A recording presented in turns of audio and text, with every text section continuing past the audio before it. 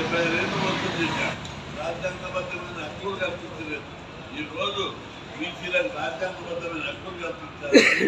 బీసీలకు చట్ట సభలో రిజర్వేషన్ పెట్టే వరకు నేను మొదలుపెట్టే ప్రశ్నే లేదు. జీవితాంతం పోరాడి ఈ రిజర్వేషన్ల కోసం ఆ విజయం సాధించి తీర్చాలని చెప్పి ప్రభుత్వాన్ని నేను హెచ్చరిస్తున్నా.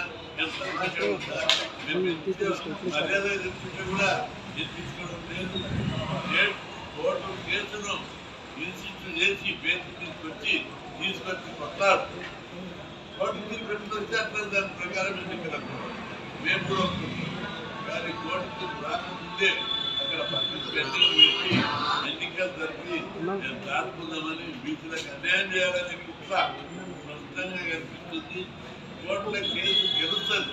మా కేసులో ఇప్పటికీ ఏదైనా కోర్టులో కేసు ఉంటే ఇలా ఉద్యోగాల నోటిఫికేషన్లే కానీ అదేవిధంగా ఏదైనా ఎలక్షన్లు జరపాలన్నా కానీ కోర్టులో కేసు ఉంటే దాన్ని ముందుకు వెళ్ళలేదు.